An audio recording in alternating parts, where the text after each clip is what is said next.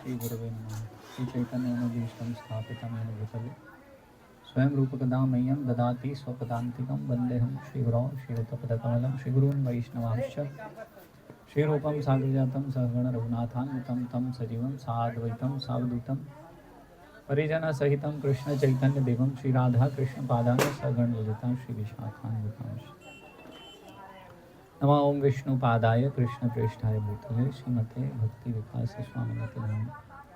नमः ओं विष्णुपादाय कृष्णप्रेष्ठाय भूतले श्रीमते भक्ति वेदांत स्वामिनिति नामिने। नमस्ते सारस्वती देवी गौरवाणी प्रचारिणे निर्विशेष शून्यवादी पाश्चात्य देशतारिणे। जय श्री कृष्ण चैतन्य प्रभु नित्यानंद श्री अद्वैत गदाधर शिवासादि गौर भक्तवृंद। हरे कृष्णा कृष्णा कृष्णा हरे हरे, हरे राम। तो बहुत हमने प्रयास किया कि कैसे न कैसे कीर्तन से आकर्षित हो आप, लेकिन आप गाय बैल से और कूलर पंखे से आकर्षित हुए। कृपा करके अभी ध्यान पूर्वक श्रवण कीजिएगा। प्रवचन मैं मन से नहीं दे रहा हूँ, ये पुस्तक पढ़ेंगे हम, इससे समझने का प्रयत्न करेंगे। तो आप सब मुझसे श्रेष्ठ भक्त हैं, यहाँ पर माता जी वृंदावन से स्वयं विराजमान हैं, तो मैं क्या प्रवचन दूंगा आप लोगों को। तो इसलिए ये श्रीमद् राधा गोविंद दास गोस्वामी महाराज द्वारा विरचित पुस्तक है, गृहस्थों के लिए संदेश है। इसमें श्रीमद् भागवतम के 7वें स्कंध से इसमें गृहस्थों के सदाचार, गृहस्थों के विषय में, जीवन में युधिष्ठिर महाराज और नारद मुनि वर्णन कर रहे हैं कि किस प्रकार से गृहस्थ जीवन में हम सब व्यस्त हैं, पस्त हैं, त्रस्त हैं, और व्यस्त त्रस्त पस्त होने के बाद भी हम किस प्रकार से भगवत प्राप्ति कर सकते हैं। तो अभी भी एक उम्मीद की किरण हमारे लिए है, तो ये भगवत संदेश हम चर्चा करेंगे। तो कृपया सभी भक्त ध्यानपूर्वक श्रवण करने का प्रयत्न कीजिएगा। और ये महादेव प्रभु क्या हो रहा है पीछे, तो उनको बोलिए ना थोड़ी देर बंद कर दें ये सब।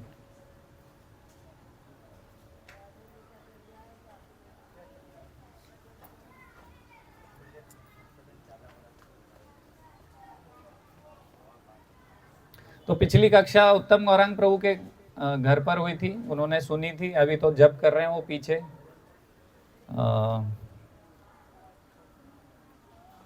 तो हमने चर्चा किया था पिछली बार। तो ये इस प्रकार से कथा प्रारंभ हो रही है कि राजसूय यज्ञ युधिष्ठिर महाराज के द्वारा संपन्न होने जा रहा है। तो इंद्रप्रस्थ में बहुत बड़ा यज्ञ, राजसूय यज्ञ की व्यवस्था कर रहे हैं युधिष्ठिर महाराज।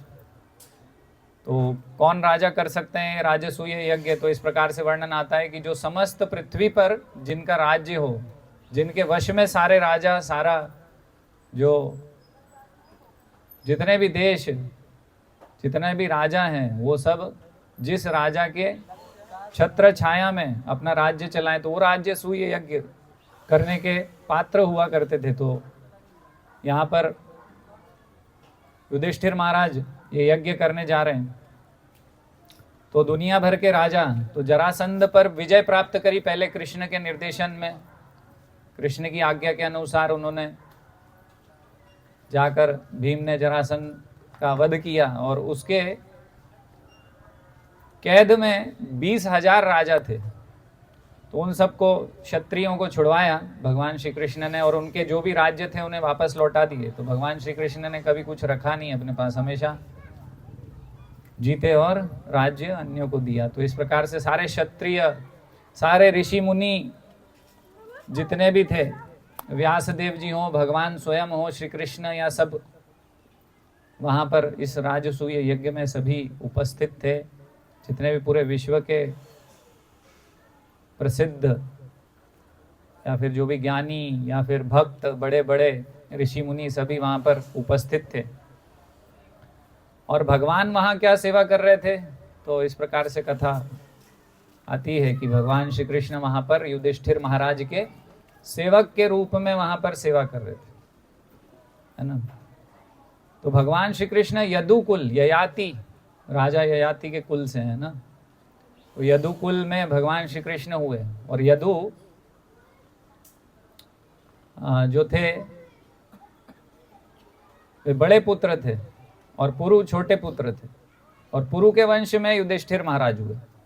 लेकिन राज्य किसको प्राप्त हुआ था? यदु को नहीं हुआ था। क्यों? तो ऐसे ही खतरा रहेगा हमेशा कथा सुनने में, और ध्यान लगा के कथा सुनना है। ये भगवान टेस्ट ले रहे हैं आपका कि मुझसे प्रेम है कि अपने प्राण से प्रेम है।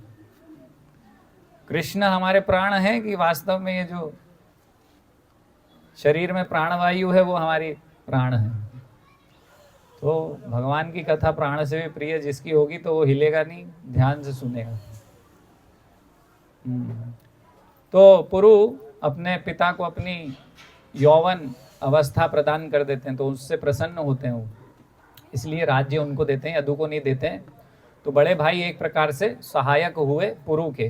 तो इसी प्रकार से जो वंशावली है उसमें युधिष्ठिर महाराज की सेवा में भगवान श्री कृष्ण हमेशा रहे, उनकी सहायता की। और यहाँ पर किस प्रकार से भगवान सहायता कर रहे हैं, तो ऐसा वर्णन आता है कि भगवान वहाँ पर झूठे पत्तल उठाते हैं, ब्राह्मणों की सेवा करते हैं, है ना। हम लोग करते हैं ना, अभी प्रसाद डिस्ट्रीब्यूशन होगा, तो भगवान ने प्रसाद डिस्ट्रीब्यूशन की सेवा ग्रहण करी और हमें सिखाया कि किस प्रकार से भक्तों की, ब्राह्मणों की सेवा की जाती है। तो भगवान स्वयं वहाँ पर झूठे पत्तल उठा रहे थे, है ना, ऐसा वर्णन आता है। और इसीलिए भगवान महान है ना, अपने भक्तों की सेवा करते हैं, तो ये भगवान की महानता है।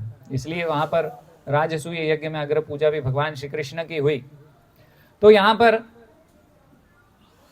जब सभी एकत्रित होते हैं तो वहाँ पर नारद मुनि वक्ता के रूप में होते हैं, और युधिष्ठिर महाराज वहाँ पर कुछ प्रश्न करते हैं।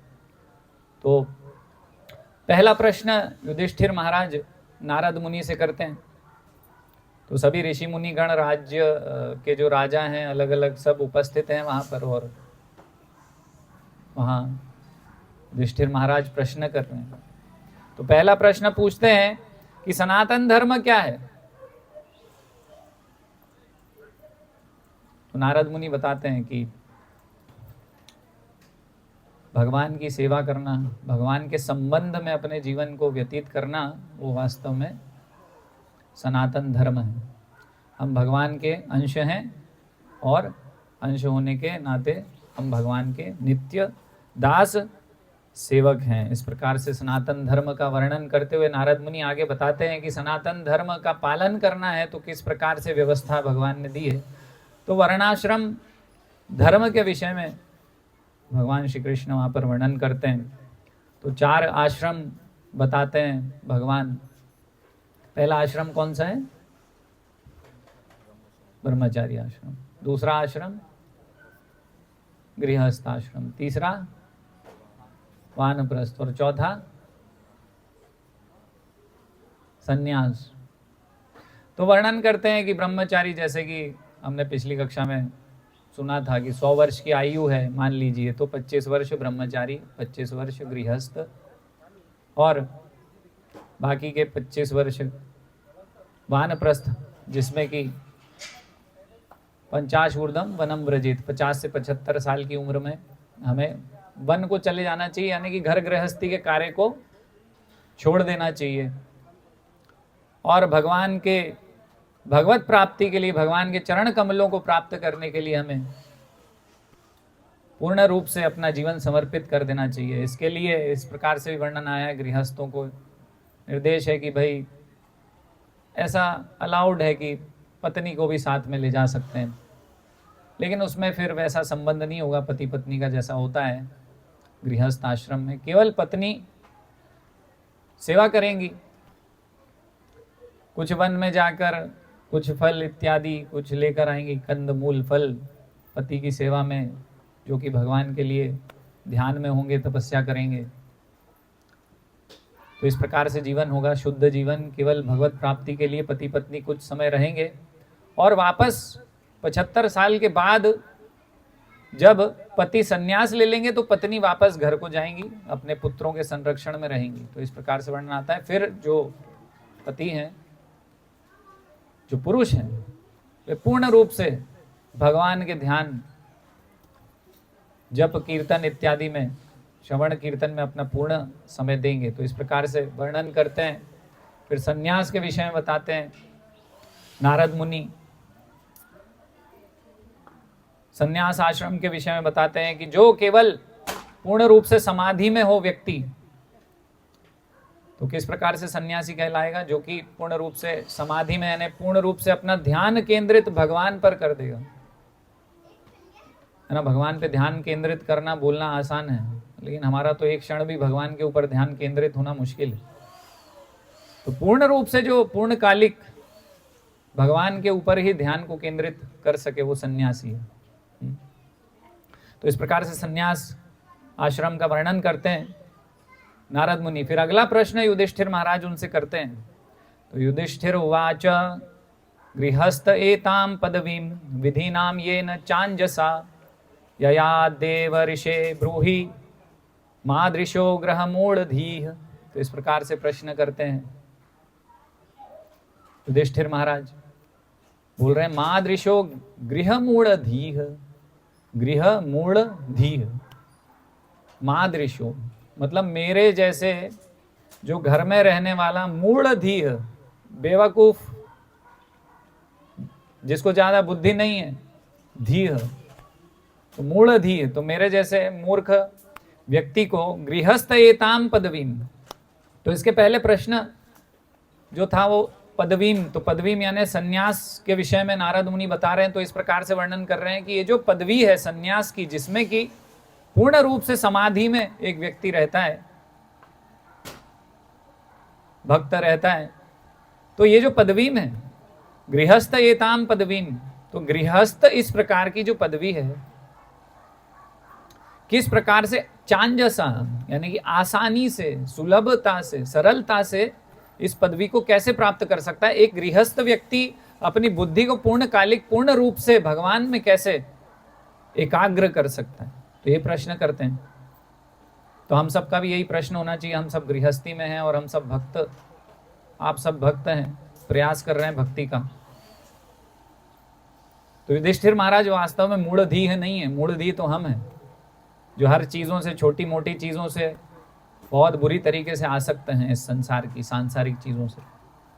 तो वास्तव में हमारे लिए ये मूढ़धीः शब्द का उपयोग युधिष्ठिर महाराज कर रहे हैं। युधिष्ठिर महाराज तो सन्यास के स्तर से भी ऊपर हैं, भगवान श्री कृष्ण के नित्य पार्षद संगी हैं, परिकर हैं, कृष्ण का परिवार ही है। तो इसलिए तो यया देव ऋषे ब्रूहि, मुझे बताइए, नारद मुनि को बोल रहे हैं कि हम जैसे मूर्ख गृहस्थ लोग किस प्रकार से भगवान के भक्त बन सकते हैं? हमारा दिमाग तो खाने कमाने इसी में ही लगा रहता है। हम दिन दुगनी रात चौगनी तरक्की करना चाहते हैं भौतिक रूप से, उसके लिए पूरा प्रयासरत रहते हैं हमेशा। भौतिक लोभ लालसा हमें परेशान किए हुए रहती है। हमारी इंद्रियां जो है हमें तृप्त करने में हम लगे रहते हैं, लेकिन तृप्त होती नहीं है कभी। तो किस प्रकार से हम ये कार्य कर सकते हैं, है ना? हम तो जाल में फंसे हुए हैं इस भौतिक जगत के, तो क्या करें? तो प्रश्न कर रहे हैं, है ना? तो चैतन्य चरितामृत में इस प्रकार से गृहस्थ का अर्थ बताया। फिर उन्होंने कि गृह यानी स्त्री, और गृह यानी स्त्री, और फिर गृहस्थ यानी कि जो स्त्री, और फिर स्त्री के विस्तार यानी कि भाई फिर बच्चे होंगे, है ना? फिर उनकी पढ़ाई लिखाई, घर, टीवी, फ्रिज, कूलर, कार, है ना, साड़ियाँ, चूड़ी, हार, सब लगाते जाओ, आप वो पूरा जीवन आपका उसमें निकल जाएगा। तो इस प्रकार से ग्रह यानी कि जिसमें स्त्री का संग हो, तो गृहस्थ। तो ये विस्तार है। तो इसमें महाराज बता रहे हैं कि बहुत न्यूनतम गति होती है हमारी आध्यात्मिक प्रगति की, बहुत ही धीरे धीरे, ना के बराबर ही समझ लीजिए कि इस प्रकार से हमारी गति एकदम मंद होती है। भगवत प्राप्ति के प्रति हमारा जो धीरे धीरे हम बस कोशिश ही करते रहते हैं, वास्तव में तो भक्ति में हम आगे बढ़ ही नहीं पा रहे होते। तो इस प्रकार से वर्णन यहाँ पर महाराज करेंगे। और फिर ऊपर से ऋण लेना पड़ता है। तो इस प्रकार से वर्णन है श्रीमद् भागवतम में कि पर्वत की ऊंची चढ़ाई चढ़ना, तो जैसे आपको माउंट एवरेस्ट पार करके रशिया जाना हो तो कितना दुर्गम है। तो इस प्रकार से हम लोन वोन ले लेते हैं, गाड़ी का लोन, होम का loan, home loan, car loan, education loan बच्चों का, तो लोन लोन लोन, वो पार करना ही इतना बड़ा माउंट एवरेस्ट तो हमारे लिए दुर्गम हो जाता है। तो इसके लिए ही हम हमेशा प्रयास करते रहते हैं, ईएमआई भरने में ही हमारी पूरी ज़िंदगी चली जाती है। तो इस प्रकार से हम फिर इस भौतिक जीवन में बाध्य हो जाते हैं, बंध जाते हैं, है ना। ये ऋण हमें बांध लेता है, फिर हम निकल नहीं पाते उससे। हमारी स्थिति कैसी हो जाती है, जैसे भागवतम में बताया है कि जैसे एक रेशम का कीड़ा रहता है तो अपने बनाए हुए कुकून में ही उसकी मृत्यु हो जाती है। हिंदी में क्या बोलते हैं उसको? ठीक है, कोई बात नहीं, समझ जाइए। वो ऐसे ऐसे रेशम बनाता है, उसी में फंस जाता है, मर जाता है।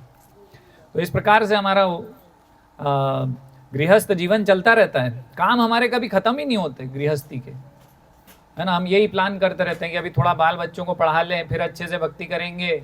बच्चे भी जब भी भक्ति करेंगे जब कुछ बन जाएंगे, इनका विवाह करा लें, अभी तो पोता पाती आ गए उनको पाल लें। तो कभी हमारा कोई काम खत्म ही नहीं होता है। हम सोचते हैं बस ये काम खत्म हो जाए, इसके बाद तो भक्ति में। ऐसे ही बोलते हैं, हमारे पास मंदिर में आते लोग, बोलते प्रभु जी बस ये एग्जाम निकल जाए, फिर तो आप समझ लेना कि मंदिर में ही रहूंगा। लेकिन वास्तव में ऐसा हो नहीं पाता है। कभी हमारे गृहस्थी के काम कार्य कभी पूरे हो नहीं पाते, है ना। तो यहाँ महाराज बता रहे कुटुंबासक्त चेतसः, तो हम कैसे हो जाते हैं? कुटुंब आसक्त चेतसः। हमारी चेतना कैसी हो जाती? कुटुंब में, है ना। तो ऐसा बोलते हैं ना कि बच्चे तो हमारे क्या हैं? मूल हैं, और बच्चों के बच्चे क्या है? ब्याज है, और ब्याज मूल से अधिक प्रिय होता है। तो हम सब अनुभव करते हैं कि हमारे बच्चों से हम कितने आसक्त हैं। जैसे मैं बैठा रहता हूँ, कुछ पढ़ता रहता हूँ, भागवतम या कुछ ऐसे पढ़ रहा हूँ, कि मेरा दिमाग बाहर ही रहता है कि बाहर बच्चे खेल रहे हैं, कहीं गिर तो नहीं गया, कहीं लग तो नहीं गई। थोड़ी सी भी आवाज़ होती है एकदम से बाहर जाता देखने, अरे क्या कुछ गिर तो नहीं गया, सिर तो नहीं फूट गया, खून तो नहीं निकल गया। क्योंकि हम आसक्त हैं, कुटुंब आसक्त चेतसा। तो गृहस्थी में इतना हम जो जाल में फंस गए हैं, है ना। तो हमने पिछली बार चर्चा किया था कि भाई जो कुटुंब आसक्त चेतसा है और जो भक्ति में रुचि नहीं है जिसकी, तो उसका क्या हाल होगा? रौरव नाम के नरक को जाएगा। वो कुटुंब तो पाल लेगा, कुटुंब का पालन पोषण हो जाएगा, लेकिन उसका खुद का क्या हो जाएगा? कल्याण हो जाएगा। कहाँ चला जाएगा? रौरव नाम के नरक में। और जो व्यक्ति कुटुंब का पालन पोषण नहीं कर रहा है और अपना ही खुद का ही देखता है, बस ऐसे भी लोग होते हैं, इतने स्वार्थी होते हैं कि कुटुंब से भी आसक्त चेतस नहीं है, स्वयं से ही आसक्त चेतसा है। तो वो तो महारौरव में जाएंगे, जहां पर रूरू नाम के पक्षी होते हैं ना। महादेव प्रभु कौन है ये रूरू? आपने तो रट लिया था जब। हाँ, बड़े रूप का एक सांप होता है जिसकी चोंच भी होती है, काटता भी है और चोंच भी मारता है। तो जहाँ पर बहुत सारे रूरू नाम के पक्षी मतलब कि सांप हो, वो महारौरव और रौरव नाम के नरक हैं। तो हम वास्तव में कुटुंब आसक्त चेतसा होके नरकगामी हो जाते हैं, है ना। तो इसलिए इसका क्या इलाज है, क्या करें हम? तो यही हमारे लिए पूछ रहे हैं कि हम इतने कुटुंब आसक्त चेतसा हैं, घर में घुस के बस घर में ही रह के बस वही उतने में ही मर जाते हैं। और फिर बाद में क्या होता है? उसी में ही कॉकरोच या छिपकली बन के आते हैं। और वो एक कथा भी है, सांप बन जाता है, वो कहीं कुछ बन जाता है ना, वो हमने नाट्य प्रस्तुति भी करी थी, और उसी के बच्चे उसको मार डालते। तो ये स्थिति हमारी होती है। तो इसलिए अब नारद मुनि उत्तर दे रहे हैं इस प्रश्न के, है ना। तो क्या पूछा इन्होंने? पूछा कि गृहस्थ एताम पदवीम विधिना येन चांजसा या देव ऋषे ब्रूहि मादृशो गृह मूढ़ धी। है ना। तो मुझ जैसे गृह मूढ़ी को बताइए कि हमारा कैसे ध्यान भगवान में पूर्ण रूप से केंद्रित हो जाए। तो अब यहाँ पर नारद मुनि बता रहे हैं उत्तर में, ग्रहेष्वस्थितो राजक्रिया कुर्वन्यथोचिता वासुदेवापरणम साक्षाद उपासीत महामुनीन। तो बता रहे हैं यहाँ पर उत्तर में कि क्या करना होगा। तो ग्रहेष्वस्थितो राजन क्रिया कुर्वयन यथोचिता। तो यथोचित जो भी आपका कार्य आप कर रहे हैं आप करिए, है ना। स्त्री का कार्य है वो घर में संभालना, पुरुष का कार्य है बाहर कुछ कार्य करके घर चलाने के लिए कुछ एकत्रित करना, जुटाना। तो जो भी जहाँ भी जिस प्रकार से जो भी कार्य कर रहा है अपने वर्ण आश्रम धर्म के अनुसार, तो जो भी वो कार्य कर रहे हैं यथोचित वासुदेवार्पणम, तो उसको भगवान को अर्पण करके करिए। तो गृहस्थों के पास क्या होता है भाई, क्या करते हैं हम लोग, हमारे पास क्या क्या होता है, कुछ लक्ष्मी अर्जित करते हैं हम, तो वासुदेवार्पणम। तो किस प्रकार से करना चाहिए, भगवान की सेवा में उसको अर्पण करना चाहिए। क्योंकि वास्तव में माँ फलेषु कदाचन, वास्तव में वो जो फल दिया है वो तो भगवान ने भगवान की व्यवस्था से मुझे प्रदान किया है, तो वो फल जो है वो भगवान को मुझे अर्पित कर देना चाहिए। वासुदेवार्पणम। कुछ थोड़ा बहुत हमें रखना चाहिए स्वयं के लिए, जो हमारे शरीर के उपार्जन के लिए हो, अन्यथा बाकी सब जो भी है वो भगवान ने दिया है, भगवान वासुदेव को अर्पण कर देना चाहिए। तो वासुदेवार्पणम साक्षात, तो वहां नारद मुनि बैठे हैं और साथ में वासुदेव भी बैठे हैं। बोल रहे हैं ये जो साक्षात वासुदेव बैठे हैं इनको अर्पण करना चाहिए सब कुछ, हाँ, क्योंकि वही पूर्ण पुरुषोत्तम भगवान है श्री कृष्ण। उपासीत महामुनीम, तो क्या बोल रहे हैं, उपासीत महामुनीम। तो अब गृहस्थ को दो कार्य करने हैं। तो पहला कार्य तो बता दिया कि जो भी आपके पास है सब कुछ भगवान की सेवा में लगा दो।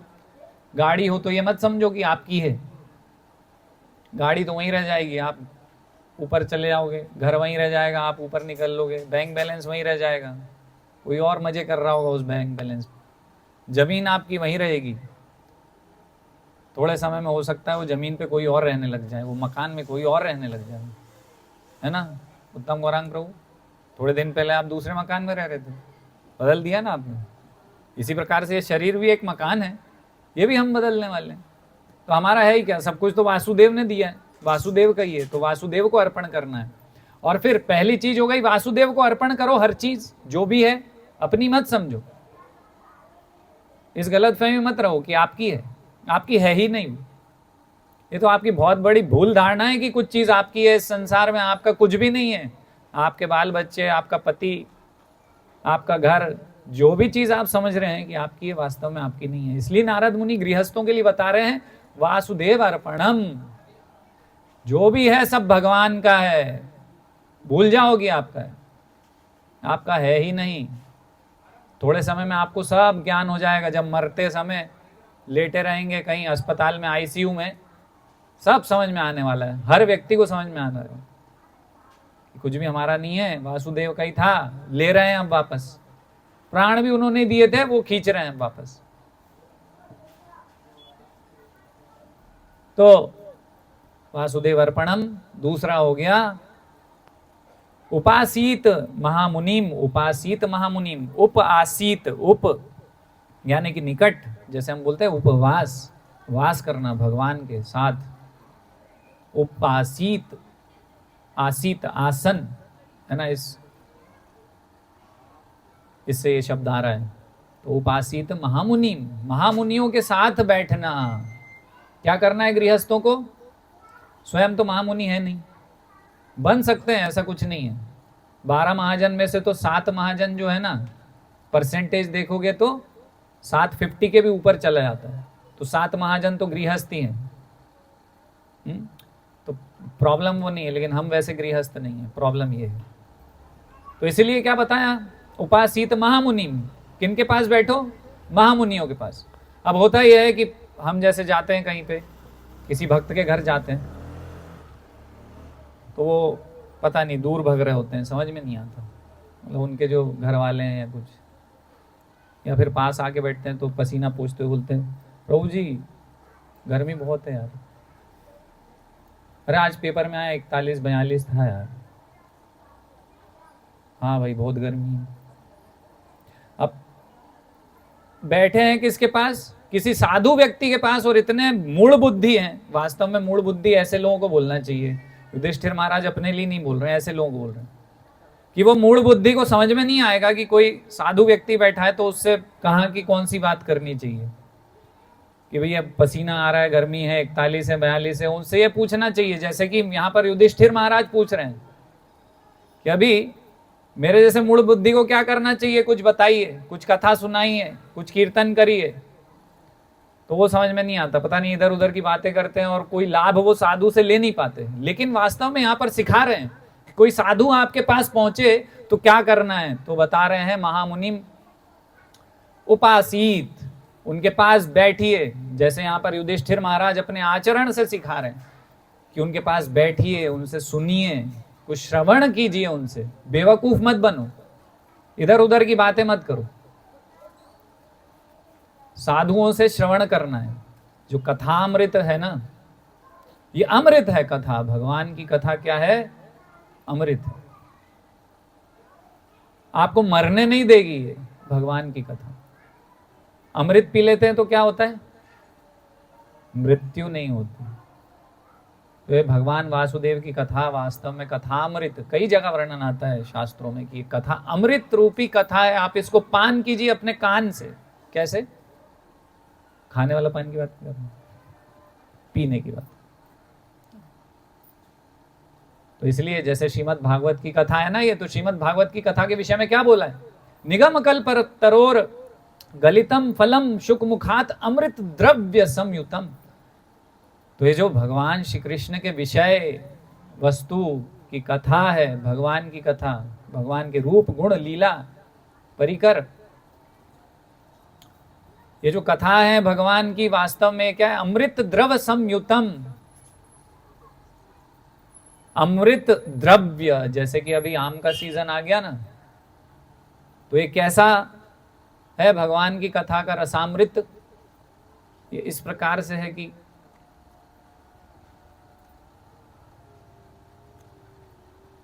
आम है और उसमें छिलका नहीं है, गुठली नहीं है, और उसका आपने बेहतरीन आम रस बनाया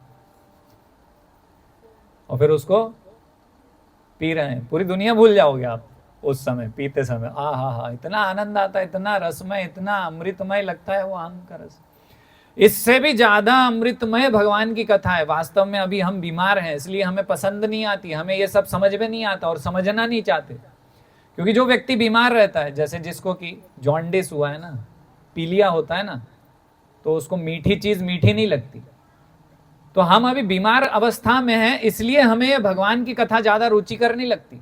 भगवान की कथा में कोई भी अमल पुराण इस प्रकार से बोलते हैं, क्योंकि भगवान की कथा अमल है, मल नहीं है। मल यानी कि गंदगी नहीं है, पूर्ण रूप से शुद्ध अमृतमय है भगवान की कथा। लेकिन समस्या हमारे साथ है कि हमें वो, हमारे जिह्वा पे वो टेस्ट बड नहीं है। हमारा दुर्भाग्य है वास्तव में कि हमें रुचि नहीं है कथाओं में। हमसे दुर्भाग्यशाली व्यक्ति कोई नहीं है यदि कहीं कथा है और हम सुनने में रुचि नहीं रख पा रहे। तो वास्तव में भगवान के कथामृत का तो रसपान करना चाहिए जहां भी हमें जैसे भी अवसर हो। तो यहां पर दो चीज बताई नारद मुनि ने। महामुनियों की उपासना, एक प्रकार से हम देखें तो उपासित महामुनिम का अर्थ ये भी होता है श्रवण करना, उनके पास बैठकर महामुनियों के। जैसे नारद मुनि ने, नारद मुनि कैसे बने? वो तो एक गंधर्व थे, श्रापित हुए, श्राप लेने के बाद दासी के पुत्र हुए। दासी पुत्र हुए, उसके बाद उन्होंने भगवान के भक्ति वेदांत, भक्तों की भगवान की सेवा करी। उस सेवा के कारण उनका अगला जन्म जो हुआ वो नारद मुनि के रूप में हुआ। भगवत प्राप्ति करी उन्होंने और भगवान से वरदान प्राप्त किया कि किसी भी लोक में जा सकते हैं और अपना कार्य कर सकते हैं, भक्ति का प्रचार कर सकते हैं। तो नारद मुनि कैसे हुए? भक्तों के संग में हुए। भक्तों का संग करना पड़ेगा, है ना। तो संगति का असर होता है, जैसा संग वैसा रंग।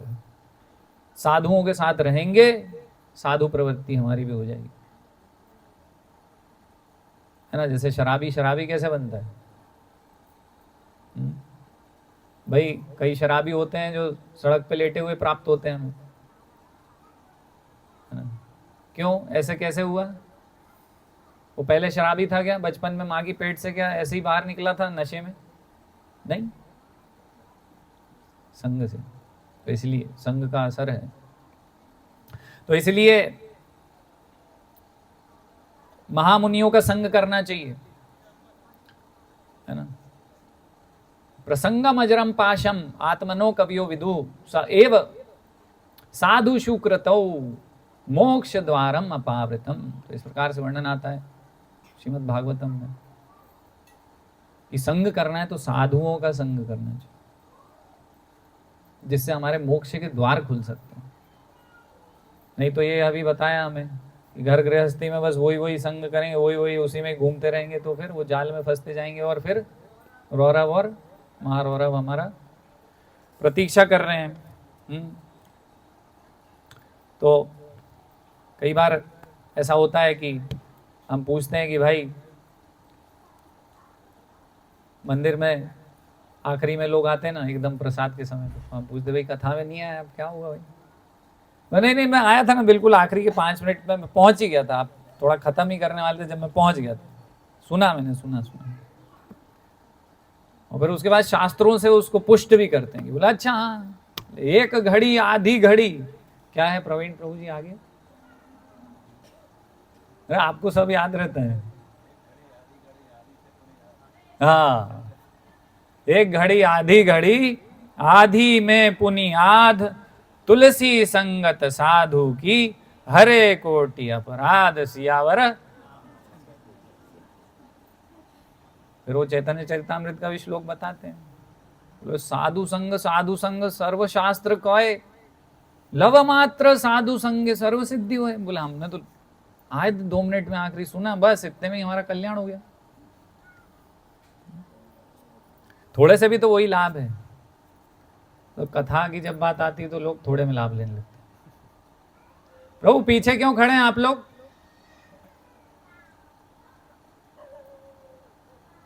संजीव जी,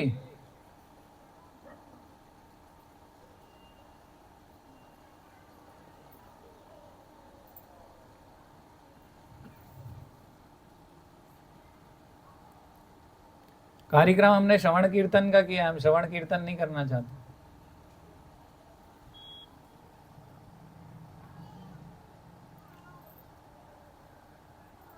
तो भाई थोड़ा सा हमने कर लिया, बस हो गया। जवाब मिलता है कि भाई 1 घड़ी आधी घड़ी इतना ही काफी है ना। हम तो क्या है, साधारण मनुष्य, हम तो जाल में फंसे वाले लोग हैं ना। इतना कर लिया बहुत है प्रभु जी, क्या करना है? तो बता रहे हैं कि हम जाल में फंसे हुए हैं, लेकिन वास्तव में उनको साक्षात्कार नहीं है जाल में फंसने का। अगर जिसको इस प्रकार से कोई बोल रहा है कि हम गृहस्थी के जाल में फंसे हैं, आप देखिए कोई किसी शिकारी को देखिए, कोई शिकारी अपने शिकार पकड़ता है, जब पशु को पकड़ लेता है, तो पशु को पता होता है कि मैं जाल में फंस गया हूं, तो वो क्या करता है? उसको साक्षात्कार है कि अभी मृत्यु आने वाली है, शिकारी ले जाएगा, काटेगा। जाल में फंसे हैं, अब करना क्या है? फिर भागो, छूटो, बचो, काटो। दांत से काटेगा, लात मारेगा, हाथ पैर चलाएगा, कुछ तो करेगा, फड़फड़ाएगा, कुछ तो करेगा, दिखेगा वो क्लियर कट दिखेगा कि बहुत प्रयास कर रहा है, ये प्रयास कर रहा है, ये दिखेगा आपको।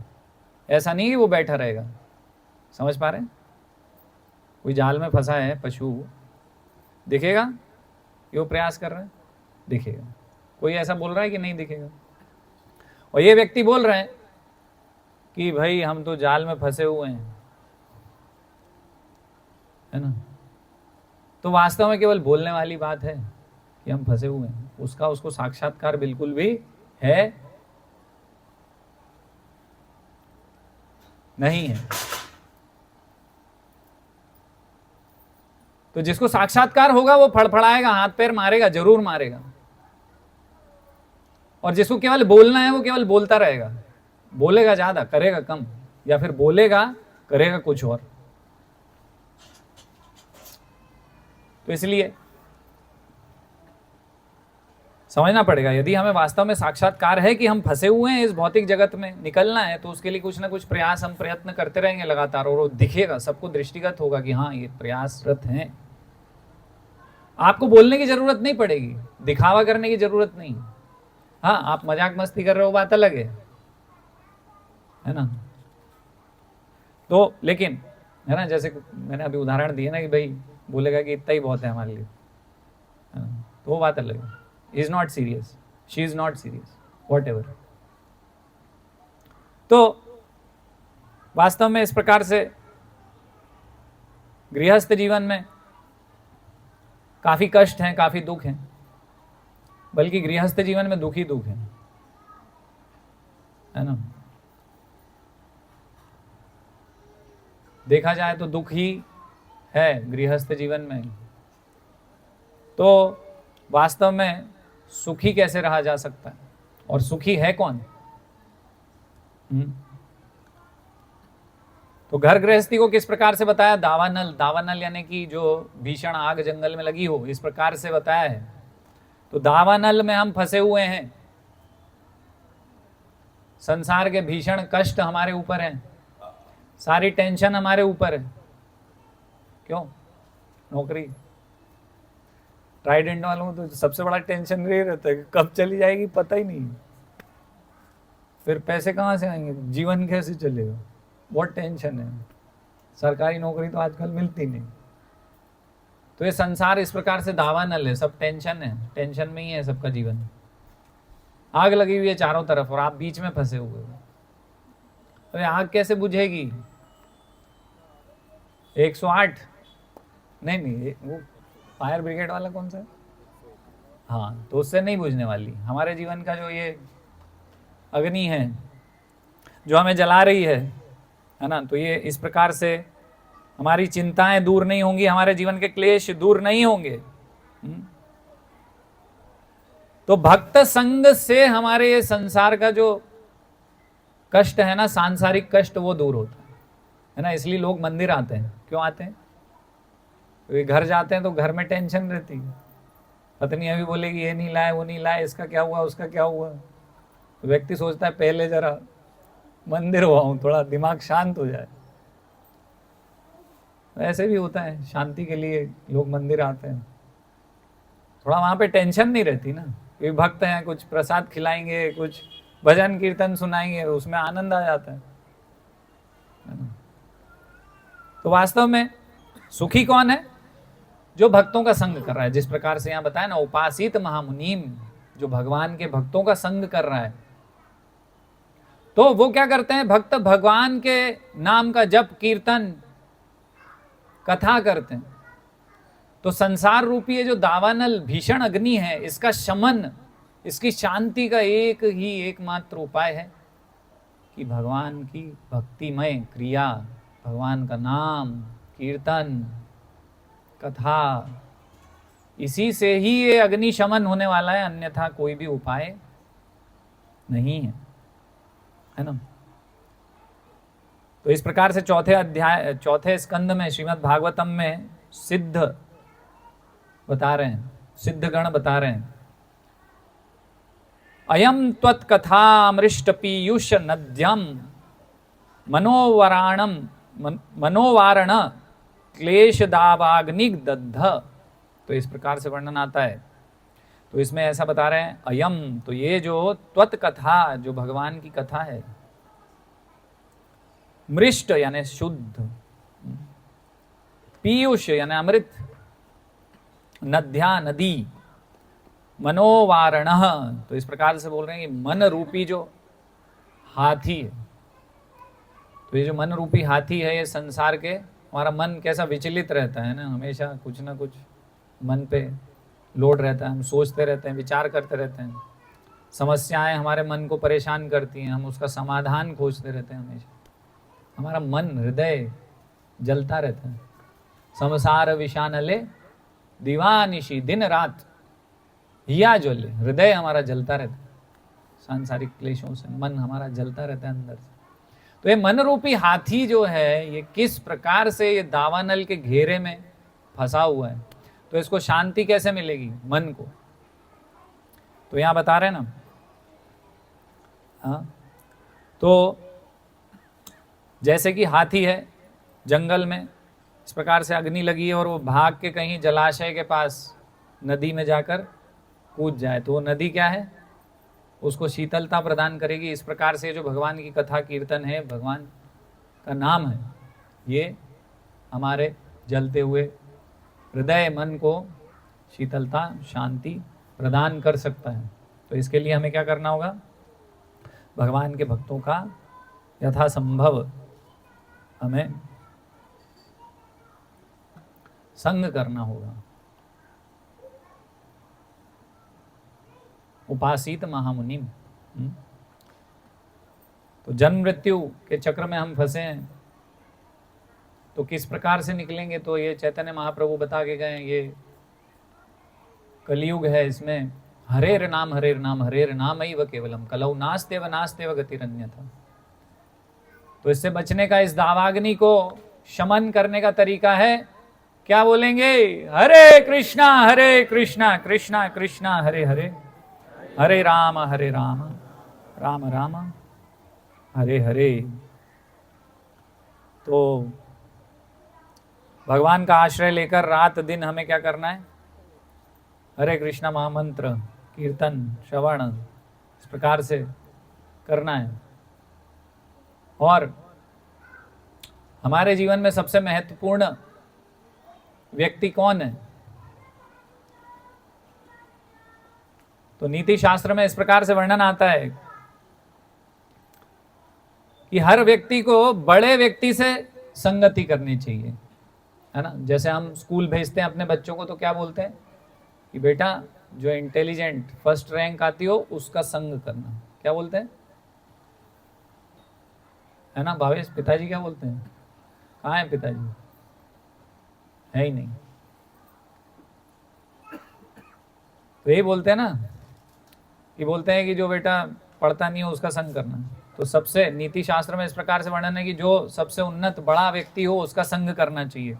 तो भगवान श्री कृष्ण के भक्तों से इस संसार में कोई भी बड़ा व्यक्ति नहीं है। सबसे बड़े व्यक्ति कोई है संसार के, तो वो कौन है, सबसे उत्कृष्ट व्यक्ति कौन है, भगवान श्री कृष्ण के भक्त। ये शास्त्रों का निर्णय। तो सबसे बड़े लोग, उनका संग करना, यानी कि भगवान श्री कृष्ण के भक्तों का संग करना चाहिए। वास्तव में इस पृथ्वी के श्रृंगार हैं भक्त, है ना, आभूषण श्रृंगार, है ना। अगर भक्त ना हो तो भगवान श्री कृष्ण भगवान राम इस पृथ्वी पर नहीं आएंगे, है ना। तो वास्तव में भक्त सबसे बड़े हैं।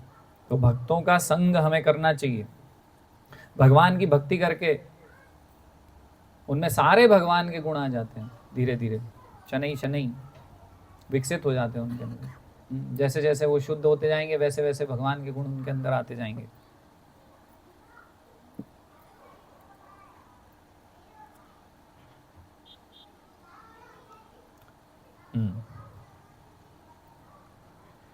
तो यहां पर महाराज लिख रहे हैं कि बहुत बड़े, अब बड़े तो भक्त हुए तो भक्तों का संग करना है। तो अभी हम सोचेंगे कि बड़े बड़े ऋषि मुनियों का संग हमें करना चाहिए, सुखदेव गोस्वामी व्यास देव जी डायरेक्ट। लेकिन यहाँ महाराज लिख रहे हैं कि इतने बड़े भक्तों की आवश्यकता नहीं है, इसको इस प्रकार से नहीं समझना।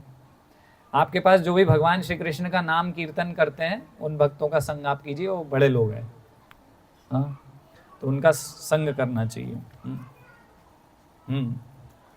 और भगवान के अवतारों की कथा का श्रवण करना चाहिए। ये अगले श्लोक में नारद मुनि बता रहे हैं। तो बार बार सुनना चाहिए, है ना। इस प्रकार से वर्णन आ रहा है। अभीक्षण शब्द आ रहा है, अभीक्षण इस श्लोक में। तो अभीक्षण का अर्थ है कि बार बार भगवान की कथा सुननी है। अभी हम गृहस्थ भक्त हैं तो इस प्रकार से नहीं दिया है कि लगातार सुनो। तो ये बताना चाह रहे हैं यहाँ पर नारद मुनि कि जितना भी जो भी संभावना है आपके जीवन में, यदि आपके पास भगवान की दया से, दैव व्यवस्था से, पिछले पूर्व जन्म के कर्मों के अनुसार यदि आपके पास लक्ष्मी पर्याप्त है, ज़्यादा आपको कुछ मेहनत नहीं करनी है, तो आप पूर्ण रूप से भगवान के श्रवण कीर्तन में लग जाइए। अन्यथा आपकी मजबूरी है, आपको जाना पड़ेगा, करना पड़ेगा, कुछ व्यवस्था नहीं है, तो फिर यथासंभव जितना भी समय हो, अधिक से अधिक जितना भी आप दे सकते हैं, तो उतना आप समय श्रवण कीर्तन और साधु संग में लगाइए। तो इस प्रकार से यहाँ पर बता रहे हैं, अभीक्षणम यानी कि बारंबार जितना ज़्यादा से ज़्यादा संभव हो सके उतना आप साधु संग कीजिए, क्योंकि यहाँ पर वर्णन कर रहे हैं महाराज कि साधु जो हैं स्वयं प्रयागराज के समान है, भगवान के भक्त। साधु का अर्थ यहाँ पर भगवान के भक्ति में रत, निरंतर जो रत रहते हैं भगवान की भक्ति में, तो निरंतर जप कीर्तन, भगवान का कथा गुणगान कर रहे हैं, तो ऐसे लोगों के विषय में बता रहे हैं कि वे स्वयं प्रयागराज हैं। तो प्रयागराज अभी क्यों दौड़ रहे थे सब लोग? दौड़े दौड़े जा रहे थे, क्यों जा रहे थे? हाँ, तो हमारे सारे पाप धुल जाएंगे, है ना। पाप धोने ही तो जा रहे थे सब लोग। ये अमृत गिरा है, सारे पाप चले जाएंगे या पाप का असर नहीं होगा, है ना। तो इस प्रकार से श्रीमद् भागवतम में वर्णन आता है ना, तीर्थी कुर्वन्ति तीर्थानि स्वांत स्थेन गदावृता। क्योंकि भगवान श्री कृष्ण के भक्तों के हृदय में भगवान श्री कृष्ण वासुदेव का वास होता है, तो वो जहां जाते हैं वहां पर भगवान का वास होता है, और जहां पर भगवान का वास है वहां पर तीर्थ है। तो इसीलिए इस प्रकार से कहा गया है कि जहां भगवान आपको शायद नहीं दिखेंगे और भगवान के भक्त जहां पर दृष्टिगत हैं आप जैसे, तो वहां पर स्वयं वासुदेव हैं, कृष्ण हैं, वो तीर्थ हो गया। तो आज हमारे भक्त शुक्ला जी का जो घर है वो तीर्थ से कम नहीं है। तो ये पृथ्वी के आभूषण यहाँ हैं, सारे भक्त यहाँ हैं, तो स्वयं वृंदावन चल के आप आ गया है। तो इसलिए भक्त संग करना चाहिए, हम शुद्ध होंगे भक्तों के संग से, भक्तों के दर्शन से, भक्तों की वाणी से। तो महामुनि बता रहे हैं, यहाँ पर महामुनि शब्द आया है इस श्लोक में, जो हमने पिछला श्लोक चर्चा किया, महामुनि। तो भक्त वास्तव में महामुनि है। मुनि कौन है? जो भगवान के विषय में जो मौन रख लेता है, जो भगवान के विषय में अपने हृदय में, बुद्धि में सोचता रहता है, मनन करता रहता है, वो मुनि है। तो ये तो मुनि की परिभाषा हो गई, लेकिन यहाँ पर भक्त को महामुनि बताया गया, क्योंकि भक्त चुप नहीं बैठता जहां रहता है। भक्त क्या करेगा? चुप नहीं बैठेगा, या तो भगवान का नाम उच्चारण करेगा, या तो भगवान की कथा कहेगा, कुछ ना कुछ कहेगा, है ना। क्रोध में भी कुछ इस प्रकार की बात बोलेगा जो भगवान से संबंधित है, उससे भी कल्याण होता है। भक्त के क्रोध से भी कल्याण है, जैसे वर्णन आता है। तो स्पष्ट रूप से भक्त नहीं कह सकते, लेकिन इस प्रकार से देवयानी कौन थी? देवयानी थी शुक्राचार्य की पुत्री, है ना। तो महाभारत में कथा आती है ना, तो देवयानी और शर्मिष्ठा की कथा आती है। तो देवयानी और शर्मिष्ठा का जब झगड़ा होता है ना, उनके वस्त्र बदल जाते हैं, तो वो क्रोध करती है बहुत। देवयानी शुक्राचार्य की पुत्री होती है ना, शर्मिष्ठा तो राजा की पुत्री थी, तो राजा से बढ़कर ब्राह्मण होते ना, तो इस प्रकार से शासक से बड़ा ब्राह्मण होता है। तो इस प्रकार से वर्णन करती हो कि मैं ब्राह्मण की पुत्री हूं, तुम जानती नहीं हो। भगवान भी ब्राह्मण के पूजा करते हैं, भगवान के लिए भी ब्राह्मण पूजनीय है। तो इस प्रकार से बार बार भगवान का कुछ नाम लेती है, क्रोध में है और उल्टा सुल्टा बोल रही है, लेकिन बोल क्या रही है? भगवान के विषय में, भगवान के विषय में चिंतन हो रहा है उसका। तो भक्त इस प्रकार से कि क्रोध भी करेंगे तो क्या बोलेंगे? सेवा नहीं करते तुम भगवान की ठीक से, क्या बोल रहे हैं? संबंध क्या है उस बात का? भगवान से। इसलिए हमेशा भक्त श्रेष्ठ है। तो भक्त संग, स्वयं भगवान हृदय में भक्त लेके घूमते हैं, तो उनका संग, भगवान की कथामृत हमेशा कहते रहते हैं, है ना। तो श्रद्धा होनी चाहिए भक्तों में, भगवान में, शास्त्र में। तो भगवत गीता की वाणी में हमारे श्रद्धा होनी चाहिए, विश्वास होना चाहिए दृढ़। अब जब भगवान कृष्ण ने बोला कि मैं सर्वोपरि हूं, तो भक्त वही बोल रहे हैं सरलता से। तो उससे प्रॉब्लम क्या है कि भगवान श्री कृष्ण सर्वोपरि हैं, तो कृष्ण खुद कह रहे हैं, है ना। तो भक्त का ये नहीं है कि भक्त स्वयं बोल रहे हैं कि भाई मुझे कृष्ण अच्छे लगते हैं तो कृष्ण सर्वोपरि हो गए। नहीं भाई, भगवत गीता शास्त्र, तो शास्त्र पे विश्वास करो, शास्त्र पे तो श्रद्धा रखो, और शास्त्र बोलने वाले पे भी श्रद्धा रखनी पड़ेगी। महाराज यहाँ लिख रहे हैं क्लियर कट कि उस पर भी विश्वास करो, उस पर भी श्रद्धा, नहीं तो आपके श्रवण का कोई फल नहीं होगा। तो भक्त में, भगवान में, शास्त्र में श्रद्धा होनी चाहिए। भगवान के नाम को श्रद्धा के साथ लो, विश्वास के साथ लो। भगवान का नाम तो लेते हैं लेकिन उतना विश्वास नहीं है भगवान के नाम पे, भगवान में उतना विश्वास नहीं है। तो भगवान के नाम में किस प्रकार से विश्वास होना चाहिए? जैसे विभीषण का विश्वास था भगवान के नाम में। जब युद्ध हो गया, रावण को मार दिया, भगवान राम चले गए, विभीषण भी गए थे, फिर वापस आए विभीषण। तो जब राज्य कर रहे थे राजा बन के विभीषण, तो उस समय एक उनके मंत्री आए, बोले कि ये आपने कैसे बनाया था ये पुल, bridge, how did you make it, I can't believe, मुझे तो आज तक विश्वास नहीं है कि ये कैसे आप लोगों ने कर लिया, वानरों ने, समझ में नहीं आ रहा है। बोले भगवान का नाम, भगवान का नाम ही काफी है, इतना शक्तिशाली है भगवान का नाम।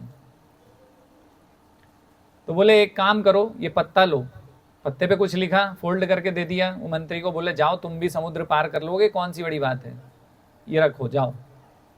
वो रख लेता है। विभीषण पे विश्वास था, भगवान के नाम पे विश्वास हो चाहे नहीं उसको, भक्त पे तो विश्वास था। चले गए पैदल पैदल पैदल पैदल, तो समुद्र केवल घुटने तक ही आ रहा उनके। वो आश्चर्यचकित की आधे समुद्र को पार कर लिया मैंने, ये कैसे हो गया भाई,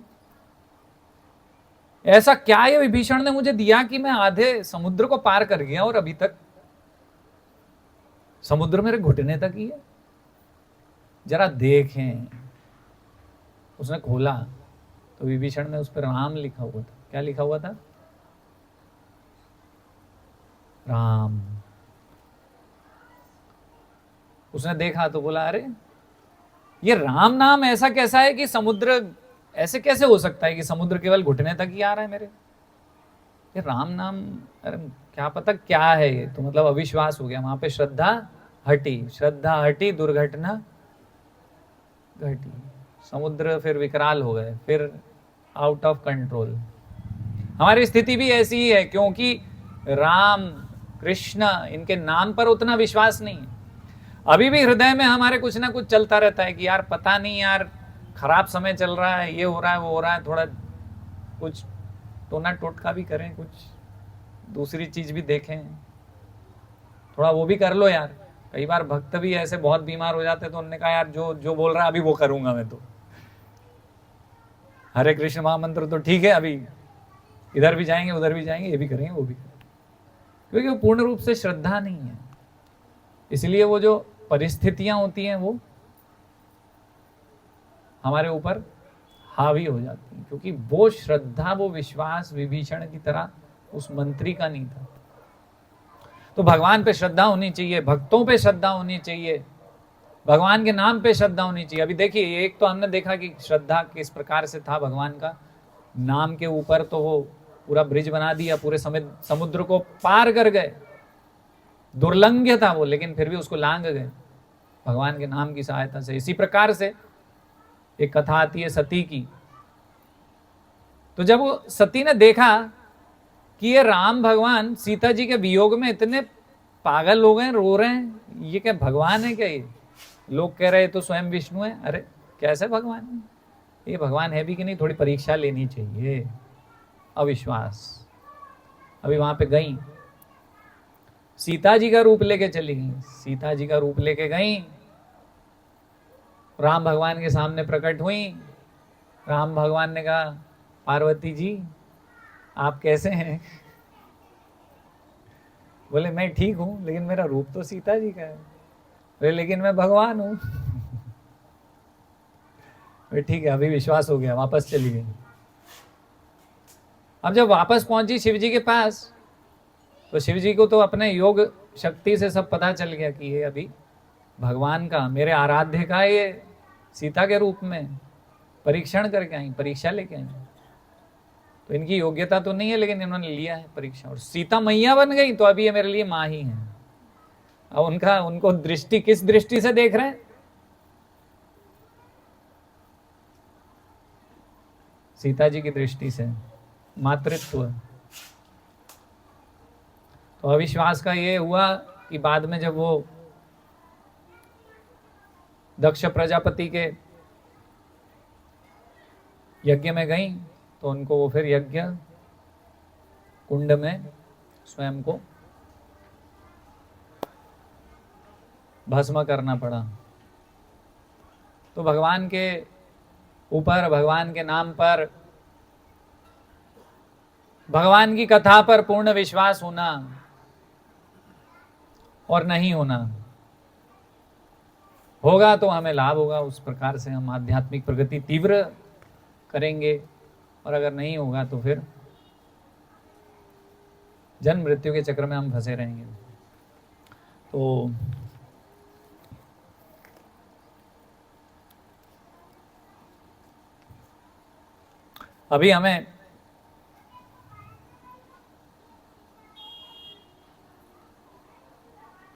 अभी मुझे एक और कथा याद आ रही है, जो आप सबको सुनना है। माता जी आज्ञा है तो माता जी तो रात भर बैठी रहेंगी, लेकिन आप लोग लेट हो जाएंगे, यहाँ पर लेट भी हो जाएंगे। और लेकिन ठीक है, एक और आखिरी बस। तो हमारी स्थिति कैसी है कि ये जो भौतिक जगत है, हमें रास आ रहा है, अच्छा लग रहा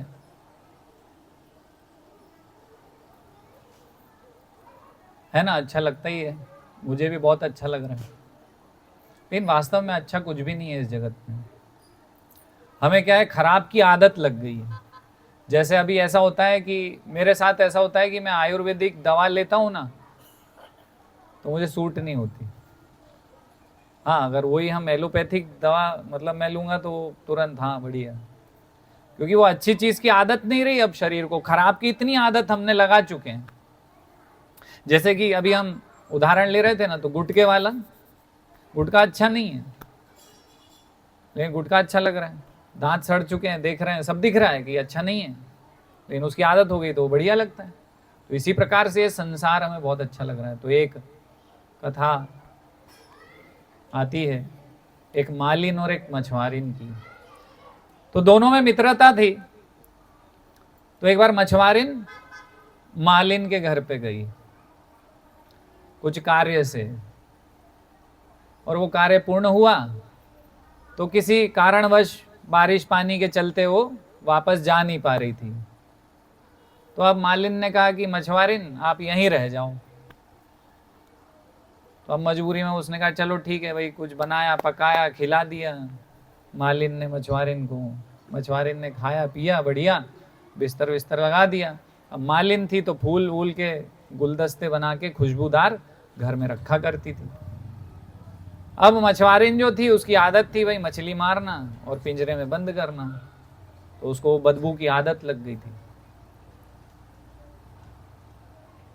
तो वो बदबू की आदत उसको इतनी हो गई थी कि जब वो सोने के लिए उसका बिस्तर किया, और पास में मालिन ने खूब खुशबूदार सुगंधित पुष्प वहां गुच्छ रख दिया, तो उसकी खुशबू आ रही थी, तो मछुआरिन को वो पसंद नहीं आ रही थी, उसको वो बदबू लग रही थी। उसको लग रहा था कि ये बदबू है भगवान, सिर दुखने लग गया मेरा। तो कई बार ऐसा होता है ना, कुछ खुशबू अच्छी होती है लेकिन वो हमें पसंद नहीं आती, हमारा हेडेक हो जाता है उससे। इसी प्रकार से उसका सरदर्द होने लगा। उसने बोला मालिन को कि अरे ये हटाओ, मैं मेरे साथ हमेशा पिंजरा रखती हूं जिसमें मैं मछली पालती हूं, रखती हूं, मरी हुई मछलियां। वो पिंजरा हमेशा मैं लाई थी ना, कहां रख दिया तुमने? वो लेके आओ, ये पुष्प हटाओ, वो रखो, तब मुझे नींद आएगी। मछुआरी बोलती इतनी अच्छी सुगंध है, तुम्हें पसंद नहीं आ रही? बोले नहीं आ रही, मेरे तो सिर दर्द हो गया।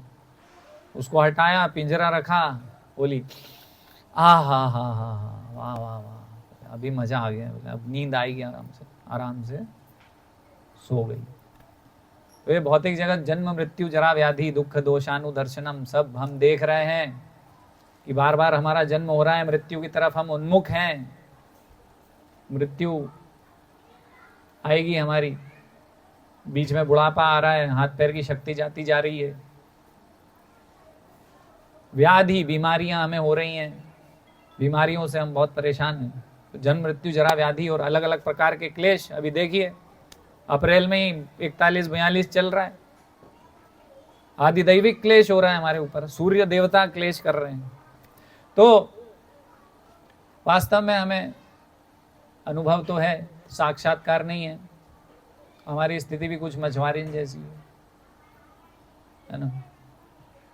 तो हमें समझना पड़ेगा कि वास्तव में भक्त संग, कथा, कीर्तन, जप ये बहुत रसमयी है, अमृतमयी है।